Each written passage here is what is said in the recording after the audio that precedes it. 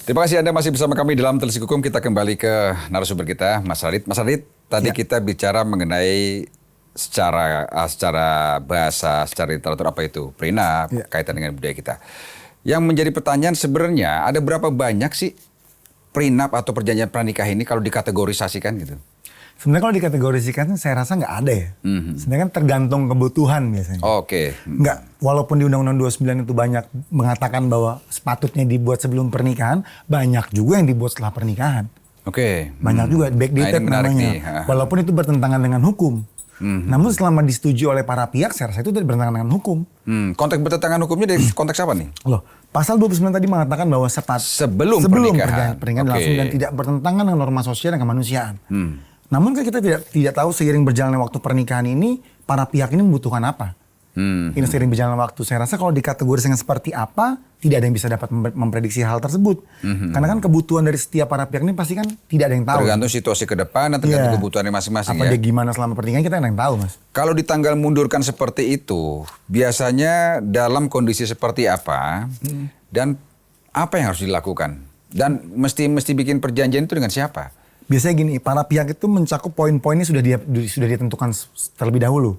Dan dia pergi ke notaris biasanya. Notaris ini ya. Untuk advisor biasanya para pihak untuk menunjuk kuasa hukum. Ini kita punya masalah seperti ini, poin-poin yang bertentangan adalah seperti ini. Selama asasnya itu tidak bertentangan dengan asas perjanjian kontrak dalam kitab undang-undang hukum perdata, saya rasa itu valid untuk dilakukan. Berarti boleh sah-sah aja untuk mundur ya, walaupun pernikahan sudah berjalan. Artinya tidak bertentangan dengan pasal 2729 tadi, konteksnya karena memang tetap memuat kebutuhan dan kepentingan kedua belah pihak ya. Di lain sisi, kalau kita acuan dengan pasal 29 pasti bertentangan. Namun kalau kita mengacu kembali kepada asas kontrak dalam perjanjian KUHP, saya tidak bertentangan. Kan para pihak ini setuju. Berarti konteks bahwa itu disebut prenup tidak pas dong kalau misalkan dilakukan setelah pernikahan. In theoretical bertentangan. In practical banyak lazim dilakukan. Jadi sangat polemik saya menjawabnya. Saya bisa membuktikan bahwa banyak pihak yang mempergunakan perjanjian pranikah untuk menghindari hutang. Banyak ya. Banyak menghindari hutang, resiko dalam jabatan, resiko dalam profesi banyak. Namun kalau kita acuan kepada undang-undang perkawinan bertentangan. Perjanjian dalam kitab undang-undang hukum perdata tidak bertentangan selama para pihak menyetujui dan tidak ada selama dalam klausul sehat. Nah ini salah satu yang saya garis bawahi adalah bahwa perjanjian pranikah biasanya lebih memuat pada konteks untuk melindungi kepentingan masing-masing kaitannya dengan kepemilikan. Terutama kepemilikan harta. Nah pertanyaan saya, apa bedanya dengan kawin kontrak yang terjadi di beberapa daerah? Kemudian di situ ujung-ujungnya adalah pembagian materi. Baik materi yang dia bawa sebelum atau yang dihasilkan sesudah. Ini kan ujung-ujungnya jadi seperti jual beli nih. Ya, setuju. Kalau kita bahas satu ya Mas Oki ya. Kalau untuk, saya langsung aja untuk kawin kontrak, saya rasa itu sangat berbeda dengan perjanjian pranikah. Bedanya Mas? Kawin kontrak ini sudah ada terminnya dan itu bertentangan dengan hukum. Karena? Bertentangan dengan norma kemanusiaan. Kawin itu tidak ada yang kontrak. Walaupun saya tidak bisa berbicara lebih jauh, di Muslim itu memang ada diizinkan apabila hijrah atau segala macam. Saya bukan expert, jadi saya tidak bisa menjelaskan lebih lanjut. Namun kalau di perjanjian pranikah ini tidak, ini untuk mencegah kemudian potensi perceraian di kemudian hari untuk memakan kurun waktu dalam proses harta gonogini. Sangat berbeda Mas Oki. Kalau kawin kontrak itu kan pemahaman saya bertentangan dengan hukum yang pertama. Yang kedua itu tidak sesuai dengan norma kemanusiaan. Dan yang ketiga ada terminnya. Contoh misalnya dia kawin kontrak dikarenakan adanya hijrah ke suatu tempat. Atau ada dinas di suatu tempat untuk 3 bulan aja. Saya itu bercerai demi hukum gitu loh. Nah, tapi perjanjian kan bisa aja dibuat sebelum mereka melakukan pernikahan. Artinya secara literasi, secara bahasa, secara gramatikal itu prinsipnya sama dong. Saya rasa untuk kawin kontrak tidak ada legalnya. Saya rasa lebih ke gentleman agreement. Dan saya rasa diterangkan kepada pemuka adat atau RT RW setempat. Artinya kerugiannya lebih banyak ya terhadap salah satu pihak ya. Setuju saya. Dan tidak dituliskan. Satu hal lagi yang menarik, bahwa kalau memang ini bukan mirip dengan jual beli, apa yang bisa menjadi dasar seseorang mengajukan perjanjian pranikah untuk disetujui oleh semua pihak? Saya rasa seperti ini, kalau untuk disetujui oleh semua pihak, beda konteks. Karena prenup itu biasanya antara pihak pria dan wanita dan disaksikan oleh orang tua pria dan wanita, normally. Seperti itu. Diinventarisir terkait harta bawaan dan harta yang dia miliki pada saat itu. Begitu pula juga dengan suami dan istri. Saya rasa kalau untuk beda hal dengan jual beli dikarenakan juga kalau misalnya ini berpisah, ya harta yang akan dibawa nantinya itu juga akan disaksikan oleh hakim dan akan diputus oleh hakim. Dan hakim juga dapat membatalkan prenup ini secara sepihak apabila diprediksi prenup tersebut atau perjanjian pranikah dibuat dalam keadaan tidak sehat. Contohnya, Mas? Contohnya seperti ini. Buat prenup tahun 2017, nikah. 2018 dia bercerai. Oke? Seperti sudah dikondisikan. Seperti sudah dikondisikan. Oke. Hakim kan juga bukan seseorang yang tidak mempunyai intuisi. Seperti kita tahu bahwa hakim itu mempunyai otoritas untuk memutus suatu peristiwa hukum.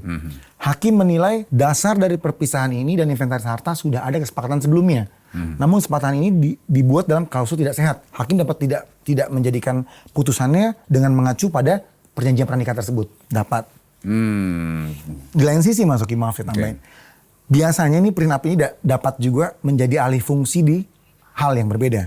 Contoh misalnya gini, suami kabur punya utang, ditagih sama orang bank atau orang pihak manapun datang ke rumah, datang ke istri dapat menunjukkan, nih, ini perjanjian pranikah saya, bahwa apabila terjadi apapun dengan suami saya tidak menanggung hal tersebut. Nah itu dia dapat menjadi waiver di situ. Namun kalau untuk putusan hakim dapat berpendapat dan dapat mempunyai prinsip apakah perjanjian pranikah tersebut dapat dijadikan acuan atau tidak. Oke. Nah, kaitannya dengan perjanjian pranikah juga, ada beberapa kalangan yang menggunakan perjanjian pranikah yang tadi dengan menggunakan backdate atau tanggal mundur. Apa yang harus dipersiapkan untuk tanggal mundur itu dan siapa yang akan ditunjuk menjadi penengah dalam hal itu? Oke. Sedikit menusuk nih pertanyaannya Mas Oki. Cuman menurut saya kalau apa yang harus dipersiapkan nggak bisa. Nggak ada yang bisa prediksi untuk akan hal tersebut. Karena kalau dia sudah menikah contoh 5 tahun atau 6 tahun tiba-tiba terfikir untuk membuat suatu perjanjian pranikah, pasti ada kondisi yang tak terduga yang mewajibkan mereka untuk melakukan hal tersebut. Dan itu biasanya masing-masing situasi beda ya? Pasti berbeda.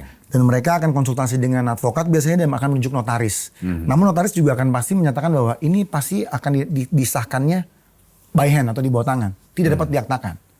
Kenapa tuh? Biasanya hanya dileges atau di warmarking biasanya. Jadi hanya dapat menjadikan acuan oleh para pihak gitu loh. Tapi itu punya kekuatan hukum nggak? Tetap mempunyai kekuatan hukum. Makanya saya bilang tadi tergantung order ya Mas Oki. Contoh misalnya gini, saya punya masalah. Contoh misalnya, wah apa istri saya takut nih. Jangan-jangan dia udah punya istri lagi atau seperti apa. Dia inventaris. Itu bisa, makanya order berbeda-beda. Namun biasanya kalau sudah backdated yang mundur, di backdated itu tidak dapat diaktakan. Cukup dileges atau warmarking oleh notaris. Karena saya rasa notaris tidak akan menempuh resiko untuk melakukan hal tersebut. Tapi itu bisa dilakukan ya? Oh lazim, banyak. Banyak yang dilakukan ya? Nah konteks kalau itu bisa dilakukan, siapa yang paling dirugikan kalau terjadi sesuatu? Misalkan worst case-nya ada ujung-ujung perceraian misalkan. Apakah itu akan merugikan pihak istri atau suami? Dirugikan atau tidak, saya rasa masing-masing pihak terjaga hak hukumnya atas kebendaan atau harta tersebut. Terjaga memang. Yang pasti mereka harus berdoa aja para pihak. Kan majelis akan menilai. Itu akan terlihat Mas Oki, mana perjanjian pranikah yang memang dibuat sebelum pernikahan atau di backdated, saya rasa hakim punya intuisi itu. Punya intuisi. Kalau memang dibuat sebelum pernikahan kenapa tidak diaktakan? Nah, tinggal para pihak berdoa supaya hakim menjadikan acuan putusan terhadap perjanjian pernikahan tersebut. Satu hal ya kita akan coba bicarakan lagi nanti adalah konteks bagaimana aturan-aturan apa yang harus kita perhatikan pada saat sebelum kita menentukan untuk membuat perjanjian pranikah. Apakah kalau kita menikah dengan sesama warga negara Indonesia itu aturannya beda dengan warga negara asing? Kita bahas nanti setelah ini Mas ya. Dan pemirsa Televisi Hukum akan segera kembali dengan pembahasan lebih jauh mengenai perjanjian pranikah. Kami segera kembali.